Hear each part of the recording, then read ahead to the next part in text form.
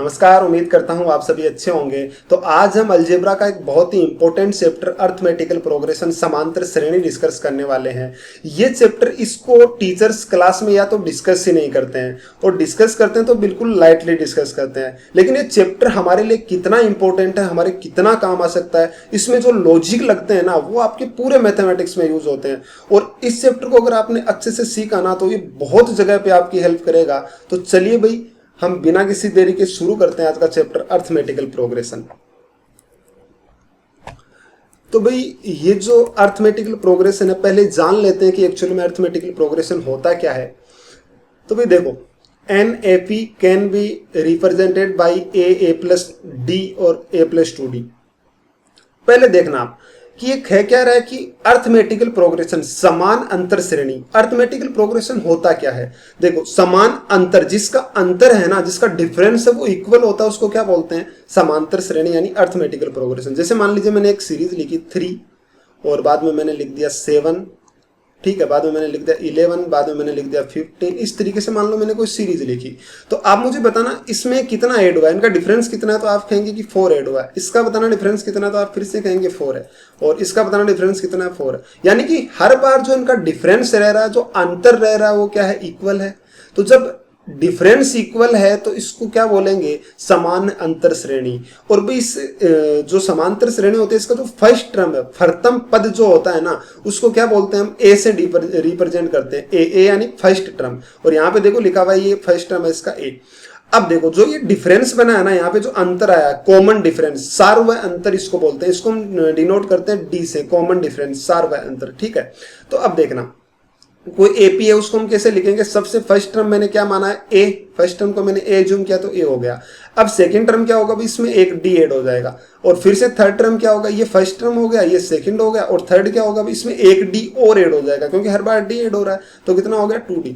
अब मैं कहूँ कि फर्स्ट टर्म ए है, फिर ए प्लस डी है, सेकंड है। अब मैं आपसे पूछूं कि बताना मुझे सेवंथ टर्म कितना है, तो आप क्या कहेंगे कि ए प्लस ए से डी ऐड होते होते देखना, पहले बार में डी एक भी नहीं है, दूसरे में डी एक आया, तीसरे में डी 2 आया, तब तो छठवें में डी कितना आएगा? 7 माइनस 1 यानी कितना? सातवें में कितना आएगा? 7 माइनस 1 यानी कितना आ जाएगा? 6d। अब इसी तरीके से मैं आपसे कहूँ कि बताना इसके nth टर्म क्या आएगा, तो भाई क्या आएगा? a प्लस इस n से एक कम, यानी n माइनस क्या आएगा? d। ये क्या होगा अब इसका nth टर्म। तो इस बात को भी आप ध्यान रखना कि किसी एपी का जो nth टर्म होता है ना, कि nth term of an AP, nth term of an AP, जिसको हम डिनोट करते हैं टीएन से, वो होता है A plus N minus 1 into D. ये इसका nth टर्म होता है, ये इसका फॉर्मूला nth टर्म निकालने का। लेकिन हमें फॉर्मूले का यूज नहीं करना, हम इसके लॉजिक जानेंगे। बहुत अच्छा चैप्टर, बहुत अच्छे अच्छे लॉजिक बनेंगे। nth टर्म यानी किसी अर्थमेटिक समांतर श्रेणी का nवां पद जो है वो क्या बना? A plus N minus 1 into D. ठीक है, ये इसका nवां पद बन गया। जहां पर ए क्या है भाई? ए तो हो गया first term, d common difference, n यानी nth टर्म हो गया। ठीक है, तो देखो भाई, अब आपके पास ये एक क्वेश्चन दिया हुआ है, इससे हम इसको आगे बढ़ते हैं, क्वेश्चन को डिस्कस करके बताता हूं। जैसे आपके पास लिखा हुआ कि if seventh term of an AP is 17 and 12th term is 32, then find 15th term। तो आप मुझे 15वां टर्म बताओ कि एक समांतर श्रेणी का 7वां पद 17 है तथा 12वां पद 32 है, तो इसका 15वां पद क्या होगा? तो भाई आपके पास जो दे रखा है T7, सेवंथ टर्म होता क्या है? तो आप कहेंगे कि a plus N minus 1, nth term होता है a प्लस एन माइनस 1, यानी कितना होगा? 6, और कितना हो जाएगा? d इक्वल टू कितना दिया हुआ है? 17। मैं बिल्कुल बेसिक से बता रहा हूं पहली बार।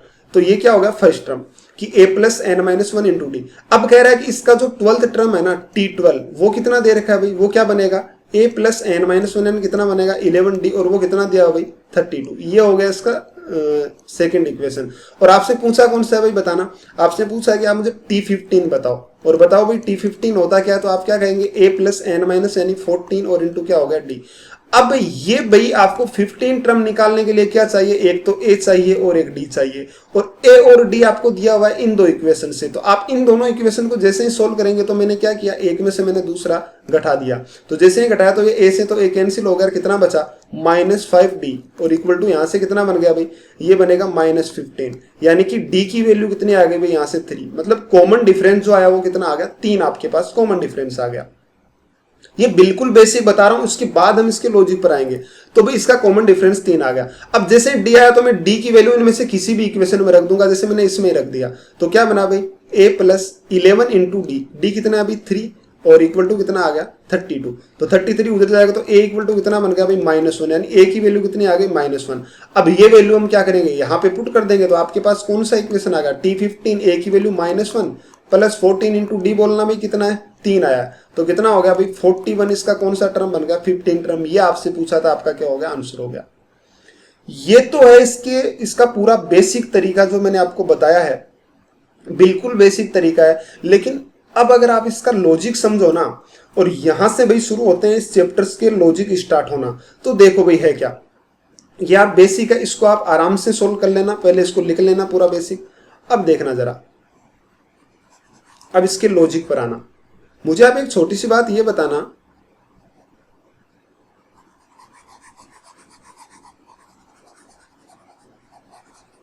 जैसे भाई मैं आपसे ये पूछता हूं कि आप ये बताओ भाई, ये 7th टर्म जो है वो क्या बनेगा a प्लस 6d, और ये क्या बनेगा a प्लस 11d। 15 टर्म पर जब हम आएंगे तो वो कितना बनेगा जरा बताना, वो भी आएगा a प्लस 14d। और अगर मैं nth टर्म की बात करूं तो nth टर्म क्या बनेगा a प्लस n-1 और इंटू क्या बनेगा d। यानी आपने यहां से एक चीज देखी कि a यहां पर भी है, a यहां पर भी है, a यहां पर भी है। ये जो a है ना, इसमें कोई चेंज नहीं आ रहा। देखो d तो फिर भी चेंज हो रहा है, एक जगह 6d, एक जगह 11d, 14d, n-1 into D, लेकिन a में कोई चेंज नहीं आया। यानी जो ये फर्स्ट टर्म a है ना, वो हमेशा कांस्टेंट रह रहा है। तो भाई जो चीज कांस्टेंट है ना, उसको मैथमेटिक्स में हटा भी सकते हैं। तो मैंने क्या कर दिया, इसको मैंने a को हटा दिया यहां से। जैसे ही मैंने a को हटाया ना, कि भाई मैंने सबसे मैंने a को हटा दिया, तो भाई बचा क्या है, बचा सिर्फ d है आपके पास, सिर्फ डिफरेंस बढ़ रहा है इसमें। तो भाई देखो इस क्वेश्चन को कैसे सोल्व करते हैं, बट सिर्फ डिफरेंस रहा। तो मैंने क्या कहा, आपके पास सबसे पहले दे रखा था कि जो t7 है वो कितना दिया हुआ भाई, वो दिया हुआ 17। देखो क्वेश्चन में लिखा हुआ ऊपर t7 है वो 17 दिया हुआ है, और t जो 12 है ना वो कितना दिया हुआ है 32। और आपसे पूछा कौन सा टर्म है भाई 15, यानी 15वां टर्म आपसे पूछा गया कि ये कितना होगा।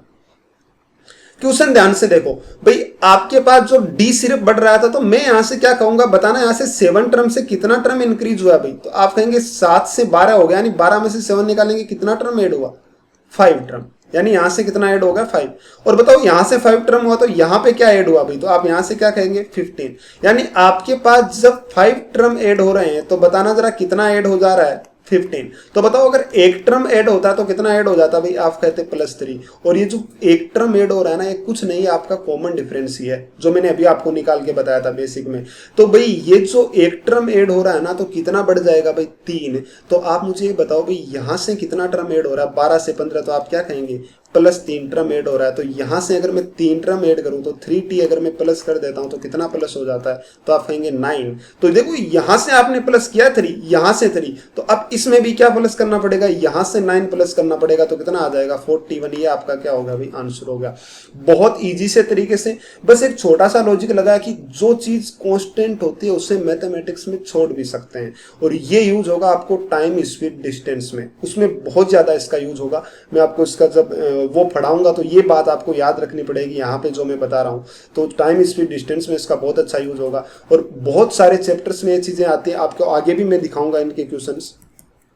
जैसे आपके पास अगला क्वेश्चन आया, क्वेश्चन नंबर 2। देखो कितना इजी क्वेश्चन है कि t12 9 दे रखा। आपके पास इस सीरीज का जो 12th टर्म है ना, वो बताना जरा कितना दे रखा है 9। और जो 15th टर्म है वो कितना दे रखा है भाई, 15th टर्म दे रखा है 15। कि एक सीरीज है समांतर श्रेणी का, जो 12वां पद है वो 9 है, और 15वां पद कितना है 15 है। तो आप मुझे 7वां टर्म बताओ। तो देखना जरा, अब इससे t7 आपसे पूछा गया कि t7 मुझे बताओ। तो मुझे बताना यहां से कितने टर्म ऐड हुए हैं भाई, तो आप कहेंगे कि +3d। और यहां से कितना ऐड हो गया 6। तो बताना जरा कि +3 टर्म ऐड होंगे, तो बताना कितना ऐड हो रहा है 6। तो अगर एक टर्म ऐड करूं मैं, तो बताओ कितना ऐड होगा 2।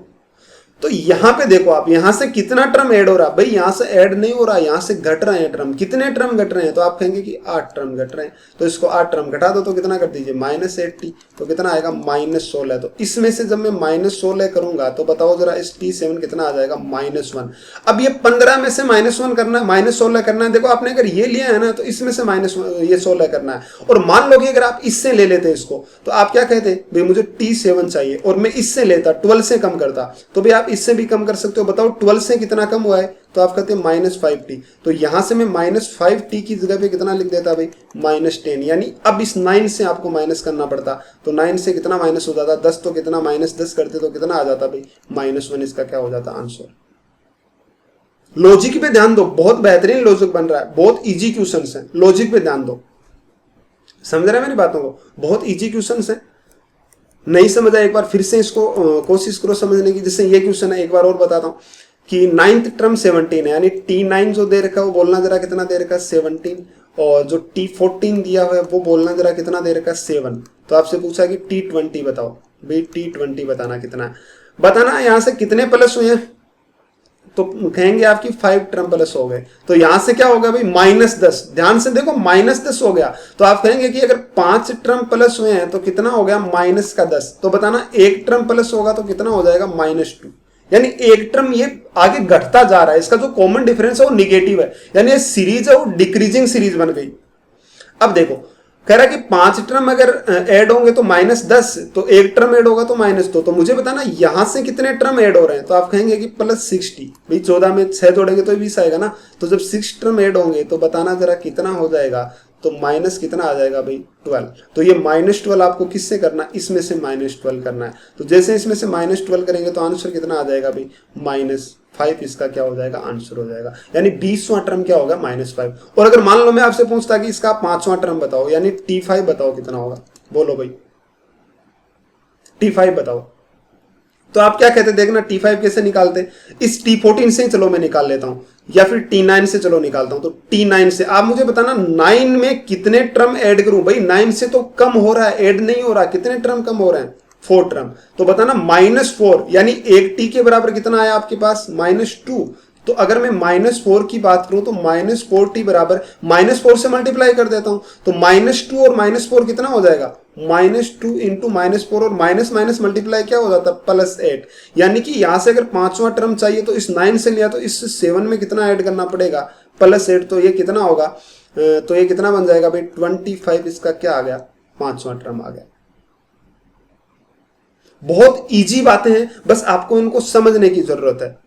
कोशिश करो कि ये चीज समझ आ जाए, ठीक है। आगे भी इसका बहुत सारा यूज होगा। जैसे मैं आपको एक छोटा सा कॉन्सेप्ट और बताता हूं, इसी का यूज देखो कहां पे और हो सकता है, कि जब कोई चीज कांस्टेंट रहती है। जैसे मान लीजिए मैं आपसे एक छोटा सा क्वेश्चन पूछता हूं कि आपके पास ऐसे लिखा हुआ है कि 5a या फिर 5x + 7y इक्वल टू, मान लो कुछ भी लेकर का इसने 12 लिखा हुआ है, और यहां पे लिखा हुआ है कि 7x + 5y इक्वल टू, मान लो यहां पे लिखा हुआ है इसने 20। और आपसे पूछ लिया कि आप मुझे ये बताओ कि 9x + 3y बराबर क्या होगा। ऐसे मान लो मैंने क्वेश्चन पूछा आपसे, ध्यान देना क्वेश्चन पर, जो कॉन्सेप्ट बताने जा रहा हूं उसको अच्छे से समझना। ये एग्जाम में क्वेश्चन आए ऐसे बहुत बार कि 5x + 7y इक्वल टू 12 आपको दे रखा है, और कह रहा है कि 7x + 5y इक्वल टू 20 है, तो आप इसका मान बताओ। अब इस क्वेश्चन को ध्यान से समझो। मुझे आप एक बात बताना कि आप इसको बेसिक से सोल्व करेंगे तो देखो एक इक्वेशन और 2 इक्वेशन आप आराम से दोनों इक्वेशन को सोल्व करेंगे, आंसर निकाल लेंगे इसका। लेकिन आप यहां पर एक चीज देखो, तो इनका दोनों का जो सम है ना वो कांस्टेंट है। देखो 7 और 5 कितना होता है, 12। 7 5 कितना होता है, 12। और 9 और 3 कितना होता है, 12। यानी इनका जो सम है ना वो सम कांस्टेंट रह रहा है हर जगह पे। अगर इनका सम कांस्टेंट है ना तो आपको कुछ नहीं करना। आप मुझे बताओ यहाँ पे 5x है, आप इस x को ले लो चाहे y को ले लो। अगर 5x है तो इसमें बताओ कितना ऐड करूं कि मैं 7 आ जाए, तो आप क्या कहेंगे कि 2x ऐड हो गया। तो बताओ यहां से कितना ऐड हुआ अभी, तो अब यहां से कितना होगा, 8 ऐड हो गया। तो आप क्या कहेंगे कि +2x बराबर कितना हो गया, +8। कोई दिक्कत है किसी को। अगर 2x है तो 8 ऐड हो गया। तो आप मुझे बताना अगर मैं सिर्फ x ऐड करता हूं तो कितना ऐड हो जाएगा, 4। इसका मतलब ये कतई नहीं है कि x की वैल्यू 4 है, ये बात आप ध्यान रखना। यहां से x की वैल्यू 4 नहीं है, ये कह रहा है कि अगर एक x ऐड होता है ना तो 4 ऐड हो जाएगा। समझ रहे मेरी बातों का मतलब, कि ये x की वैल्यू 4 नहीं है, ये कह रहा है एक x ऐड होता है ना तो 4 ऐड हो जाता है। तो अब देखो यहां से बोलना जरा कितने ऐड हो रहे हैं, तो आप फिर से कहेंगे कि 2x, और 2x ऐड होता है तो बोलो कितना ऐड हो जाएगा। फिर से इसमें 8 ऐड कर दो तो कितना आ जाएगा, इसकी वैल्यू 28। आप इसको बेसिक से सोल्व करके देख लेना, इसका आंसर कितना आएगा, 28 ही आएगा। यहां पे इनका सम कांस्टेंट था। समझ रहे मेरी बातों को। देखो एक क्वेश्चन और बताता हूं, ये छोटी छोटी सी चीजें हैं जिनको आपको समझने की जरूरत है। जैसे मान लो यही क्वेश्चन ऐसे लिखा होता आपके पास कि 147x प्लस 159y बराबर मान लीजिए आपको दे रखा है 45, और आपसे एक और पूछ रखा है यहाँ पे कि 149x प्लस 157y बराबर मान लो आपको दे रखा है इसने कि 55, और आपसे पूछ लिया कि आप मुझे इसकी वैल्यू बताओ कि 159x प्लस 147y इसका मान क्या होगा। तो पहली बात तो आप ये देखना कि इनका सम इक्वल है क्या, और अगर ऐसी कैलकुलेशन, ये एक कैलकुलेशन एग्जाम में आती है ये, लेकिन ऐसे सीधी नहीं पूछता कभी, ये ऐसे पूछता है जैसे मान लो मैंने कह दिया, इस क्वेश्चन को लिख देता हूं कि 147 काऊ है, 147 गाय है, और 159 है वो भैंसे हैं, मतलब बफेलोज, उनकी जो प्राइस है वो 45 लाख रुपए है। मैंने मान लिया कि 147 काऊ है और 159 जो है वो बफेलो है, इनकी जो प्राइस है वो 45 लाख है, और 149 है वो काऊ है और 157 है वो बफेलो है, तो उनकी जो प्राइस है ना वो 55 लाख है। तो आप मुझे इतना बताओ कि 159 काऊ और 147 बफेलो की प्राइस क्या होगी। ऐसे एग्जाम में क्वेश्चन पूछ सकता है, ये किसी भी तरीके से घुमा सकता है, और ये क्वेश्चन आना इनको आप कैलकुलेट करोगे ना तो आप इनको देखो खुद से कोशिश करना कि कितने मुश्किल हो जाएंगे। लेकिन आप देखो इनका सम इक्वल है, अगर आप सम नहीं कर पा रहे हो ना तो सीधा देखो यहां से बोलना जरा कितना ऐड हुआ है 2x, और यहां से कितना होगा -2y, तो भाई यहां 2 ऐड और यहां पे 2 वापस घट गया, तो भाई 2 मतलब डिफरेंस इनका ये प्लस और माइनस 0 हो रहा है, यानी इनका सम क्या है इक्वल। आप करके देख लो, चाहे यहां पे +2 यहां पे -2, तो भाई आप कहेंगे कि +2, और ये तो देखो 147 159, तो ये तो उल्टा ही है इसका 159 और 147, तो आप कहेंगे कि अगर 2x ऐड हुआ तो यहां पे कितना ऐड हो गया भाई 10, तो आप कहेंगे कि +2x बराबर इसका +10 हो रहा है, तो बताना अगर +x होगा तो कितना हो जाएगा भाई +5, तो यहां से कितना हो रहा है भाई प्लस, बताना जरा, तो आप कहेंगे कि यहां से तो 10 प्लस हो रहा है, तो 10 प्लस हो रहा है तो बताओ कितना हो जाएगा 10x बराबर कितना हो गया भाई 50, तो आप इसमें क्या कर दो भाई 50 ऐड कर दीजिए, तो कितना हो जाएगा भाई ये हो जाएगा 105, इसका क्या आ गया आंसर आ गया। आ रहे हैं मेरी बातें समझ में क्या कह रहा हूं। तो ये यहां पर भी इस लॉजिक हम लगा सकते हैं, इसका भी मैं यूज करूंगा आपके पास टाइम स्पीड डिस्टेंस, और भी बहुत सारे चैप्टर आएंगे, ये प्रॉफिट लॉस वगैरह या परसेंटेज वगैरह, इन चीजों में भी मैं इसका आपको यूज करके दिखाऊंगा ये वाली, तो आप इस बात को भी ध्यान में रखना कि इस तरीके से भी ये हो सकता है। जब क्वेश्चन आएंगे ना, तो अर्थमेटिक के जब क्वेश्चन आएंगे उस टाइम हम इन चीजों को डिस्कस करेंगे, सारे लॉजिक काम आएंगे जितने भी आपको बता रहा हूं, लॉजिक हर जगह पे काम आता है। तो चलो भाई अब हम अगले क्वेश्चन पर आते हैं। ये बहुत ही आसान सा क्वेश्चन, ये क्वेश्चन बताने से पहले मैं आपको एक छोटी सी बात पूछ रहा हूं, आप मुझे बताना, मैंने आपको ऐसे ही लॉजिकली आपसे ऐसे ही पूछ लिया कि बताओ x का मान कितना आएगा, ऐसे ही दे रहा हूं मैं कि बताओ x का मान कितना आएगा, कुछ भी x कुछ भी बोला मैंने, कि मैंने कहा कि x का मान क्या आएगा, तो भाई आप कहेंगे हमें क्या पता क्या आएगा, हो सकता है 0 भी हो x का मान, हो सकता है 1 भी, हो सकता है 2 भी, हो सकता है 3 भी, कुछ भी हो सकता है भाई x का मान। तो जब आपसे पूछा है कि x की वैल्यू क्या है तो कितना भी हो सकता है, आप जितना मर्जी हो ले लो, समझ रहे हो। और मैं आपसे मान लीजिए ऐसे कहता हूं कि x की वैल्यू कुछ भी आप ले सकते हो, और जैसे मान लो मैं आपसे कहूं कि x + y बराबर 5 आया, ये मैं अलजेब्रा में फिर से बताऊंगा लॉजिक, तो बताओ x और y का मान क्या है, तो भाई x y एक इक्वेशन हमें पता ही नहीं है कितना, तो मैं मान लेता हूं ये 0 है तो ये 5 हो जाएगा, ये 1 है तो ये 4 हो जाएगा, ये 2 है तो ये 3 हो जाएगा, कुछ भी हो सकता है। तो समझ रहे हैं। तो अगर आपको कुछ नहीं दे रखा है ना कि x बराबर क्या आएगा, तो आप उसकी जगह कुछ भी मानो, वो क्वेश्चन सोल्व हो जाएगा, जो आपकी मर्जी हो मान लेना सोल्व हो जाएगा, क्योंकि उसने कहा ही नहीं है कि x की वैल्यू क्या है। समझ रहे हैं बातों को धीरे धीरे। तो देखना क्वेश्चन में, क्वेश्चन क्या कह रहा है, पहले तो इसको मैं आपको जो मैंने पहले लॉजिक बताया उससे बता देता हूं कि इफ p टर्म यानी p1 जो पद है is term of an AP is q and qth term is p, then find p plus qth term of the AP, वो क्या होगा। एक समांतर श्रेणी का pवां पद q है तथा qवां पद p है, तो p प्लस qवां पद क्या होगा। आपके पास ऑप्शन दे रखे हैं p plus q, p minus q, p plus q minus P Q और 0। तो ध्यान से देखो, पीवां टर्म, आप मुझे एक बात बताना, मैं आपसे कहूं कि टीपी पीवां टर्म यानी टी पी जो दे रखा है वो कितना दे रखा है इसने क्यू, और आपको टी क्यू जो दे रखा है वो कितना दे रखा है भाई पी, और आपसे क्या पूछा है टी पी प्लस क्यू, आप मुझे बताओ कितना होगा। तो ध्यान से देखना, मैं आपसे कहूं कि यहां से टी सेवंथ टर्म बराबर 5 है और T5th टर्म बराबर 7 है। तो आप मुझे बताओ यहाँ से कितना टर्म ऐड हुआ। तो आप कहेंगे ऐड नहीं हुआ, मैं क्या करूंगा, आप यहाँ पे तो ओरली बता सकते हो कि इसमें से ये 5 है, तो आप 5 में से घटा के आप कहोगे -2 टर्म हुआ है। आप क्या करते हो, इस वाले में से ये वाला घटा देते हो, यानी आप क्या कहोगे कितना टर्म ऐड हुआ है, 5 माइनस ये इतना टर्म क्या होगा, ऐड हो गया। अब ये प्लस हो चाहे माइनस, हमें क्या, हम तो यहाँ से माइनस, ये प्लस तो कुछ इस पर डिफरेंस नहीं पड़ेगा। अगर मैं माइनस लगा देता तो माइनस माइनस प्लस हो जाता है, लेकिन प्लस लगाया तो उससे कोई डिफरेंस नहीं हुआ, वो कितना आ गया, -2 टर्म। समझ रहे हो बातों को। तो यहां पे भी मैंने क्या किया कि बताओ यहां से कितने टर्म ऐड हुए। तो आप कहेंगे हमें नहीं पता, तो मैंने क्या कह दिया, Q माइनस इस आगे वाले में से पीछे वाला घटा दिया, P टर्म इसमें क्या होगा, ऐड हो गया। कोई दिक्कत है किसी को।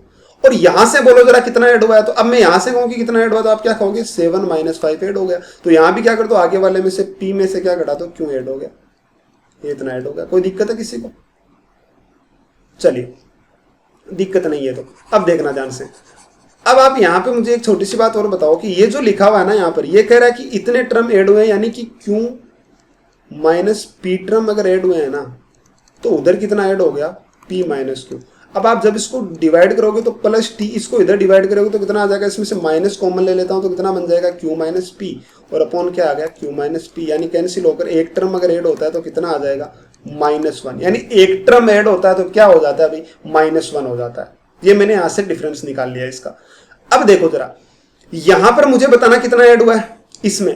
तो आप क्या कहेंगे कि Q से ये वाला, तो इसमें से क्या कर दो, ये घटा दो। तो P प्लस Q में से Q घटाएंगे तो सिर्फ कितना ऐड हुआ है, प्लस P टर्म ऐड हुआ है। तो प्लस P टर्म, मैंने इसको किससे मल्टीप्लाई कर दो, प्लस PT से। तो कितना हो जाएगा भाई, माइनस कितना हो गया P। तो इसमें से क्या कर दो भाई, -P। तो P में से P घटाएंगे तो कितना आ जाएगा, 0। यानी इसका जो P प्लस Q टर्म होगा वो कितना आएगा, 0। ये आपका क्या हो गया आंसर।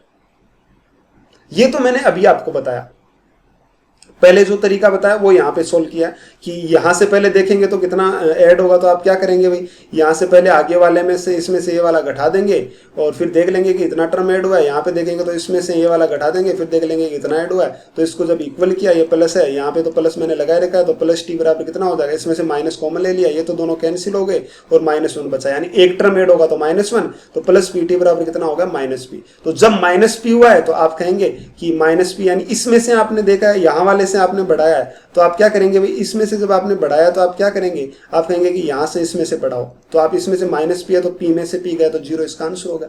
ये तो था आपको इसका जो मैंने इतनी देर तरीका बताया। लेकिन अभी मैंने आपको कहा थोड़ी सी देर पहले कि मैं आपसे कहूं कि आप बताओ मुझे x की वैल्यू क्या है। ऐसे ही पूछ लूं नॉर्मली कि मैं कहूं कि x की वैल्यू क्या है, तो बताना जरा क्या होगी x की वैल्यू। तो आप कहेंगे कुछ भी ले लो।